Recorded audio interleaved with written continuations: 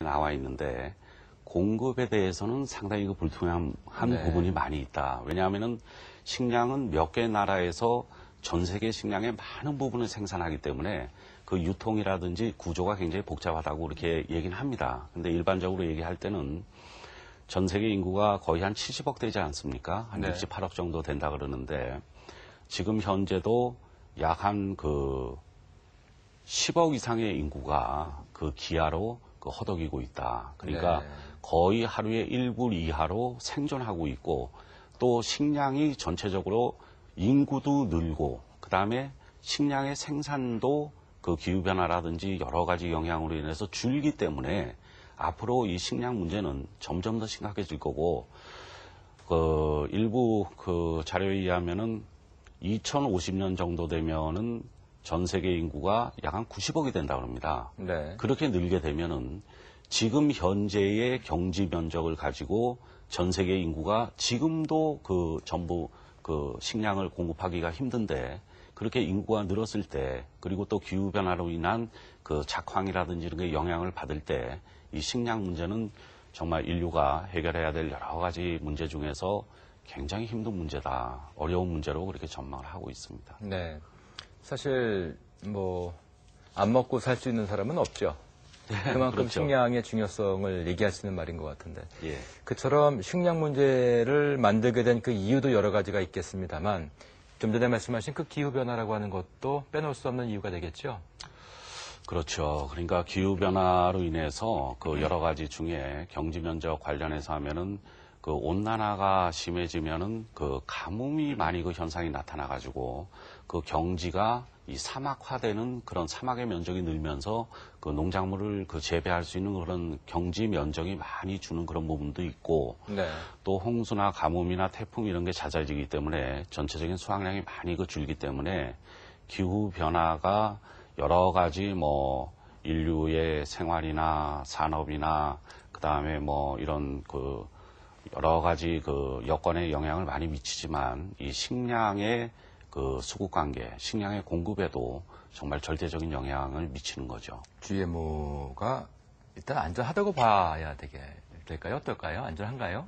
이 생각이 어떻습니까? 지금 아마 세계적인 식량 중에 아주 많은 인간이 직접적으로 섭취하는 유통이 되는 대량 생산한 북미와 남미에서 생산하는 것들의 대표적인 두 가지가 밀과 콩입니다.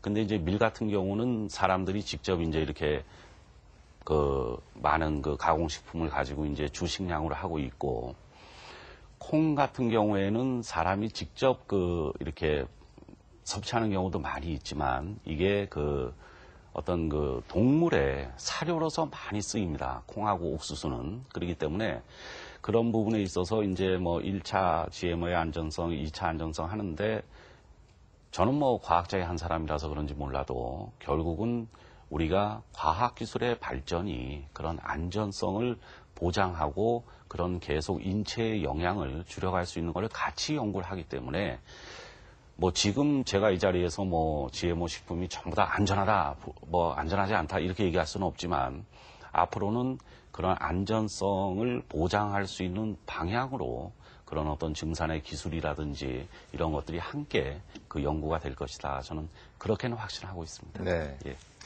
의문에 대해서 현답을 주셔가지고. 예. 다음으로 여쭐 부분은 이제 에너지에 관한 문제인데요. 사실 화석 에너지가 주 에너지원이었는데 점차 고갈될 수밖에 없는 상황 아니겠습니까? 그래서 인류가 머지않은 장래에 에너지 고갈 사태를 맞게 될 것이다. 또 이런 목소리까지 나오고 있는 상황인데 지금 그 문제는 얼마나 심각한 상황으로 파악이 되고 있습니까?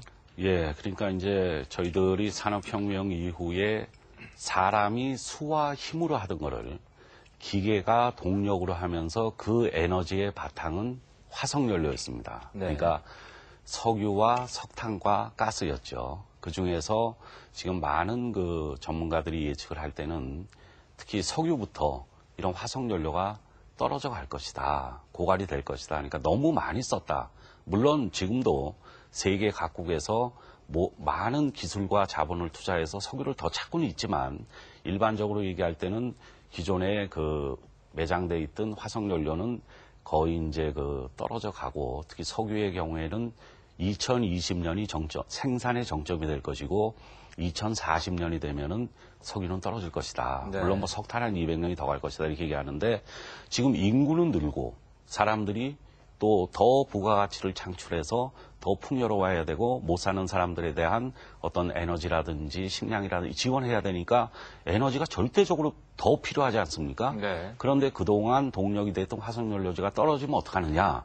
그래서 이제 그런 부분에 대해서 우리가 신재생에너지 그러니까 풍력이라든지 그다음 태양력이라든지 조력이라든지 이런 부분하고 또 우리가 가져 있는 데서 그 핵융합 문제라든지 그다음에 수소 에너지 문제라든지 원자력 문제라든지 이런 부분을 전 세계가 이거는 공통 인식하고 있는 문제고 굉장히 절박한 문제입니다. 에너지의 문제는. 그래서 전 세계가 지금 그런 기술 개발을 통해서 신재생 에너지나 대체 에너지를 그 새로운 에너지를 지금 개발하고 있고 또 한 가지는 또 과학기술의 한 측면이 그러면은 지금에 있는 모든 산업의 구조를 전환해 가고 발전해 나가되 같은 에너지를 쓰더라도 효율을 잘 향상시키면은 가치를 2배로 늘릴 수 있지 않느냐. 그래서 네. 그런 효율 향상 쪽이나 신재생 에너지나 그 새로운 에너지 쪽 개발에 지금 집중을 하고 있고 이거는 정말 그 인류가 닥친 여러 가지 문제 중에서 굉장히 심각한 문제죠. 에너지의 부족 문제는. 네. 예. 지금 잠깐 언급을 하셨습니다만 뭐 화석 에너지의 그 고갈 사태를 해결할 수 있는 것이 대체 에너지 또는 이제 신에너지 아니겠습니까? 그 가운데 특히 신에너지의 경우에는 어떻게 지금 개발이 이루어지고 있고 또 이제 그것이 우리 인류에게 얼마만큼 이렇게 현실성 있는 또 실효성 있는 그런 에너지로 될 수 있을까가 궁금한데요. 어떨까요? 그러니까 수소나 핵융합 같은 경우를 많이 얘기를 하는데 그게 이제 사실 시간이 오래 걸리는 문제죠. 그러니까 일부에서는 태양은 우리 인류가 필요한 에너지의 10,000배를 매일 전달하고 있습니다. 네. 그렇지만 그게 다 나가죠. 우리가 그걸 잡을 수만 있으면은 그 에너지를 화석연료 이상으로 잘 활용할 수 있겠지만 그게 굉장히 어려운 기술이다. 그러니까 수소 같은 게 예를 들어서 물을 분해해서 무궁무진하게 우리가 얻을 수 있다고 그러지만 그거를 물을 분해할 수 있는 에너지를 또 어디서 확보를 하느냐. 네. 그다음에 핵융합 같은 경우도 그 엄청난 전기 에너지를 해서 핵을 융합시키는 이런 부분에 이 전기 에너지 문제는 어떻게 해결하느냐. 이런 것들이 결국은 그 과학 기술의 그 발전에 따라 가지고 보다 효율성을 높이는 거죠. 그러니까 지금 태양 전지 같은 태양빛이 잘 들어오는 거를 그 센싱을 해서 우리가 저장을 하고 활용을 할 수 있는 그런 패널 같은 거, 소자 같은 거 만들지 않습니까? 네. 그럼 결국은 지금은 들어오는 에너지에 아무리 기술을 해서 효율을 높여도 20% 이하의 그 열을 우리가 잡을 수 있다 그러면은 이게 과학기술이 발전이 되면은 30%, 40%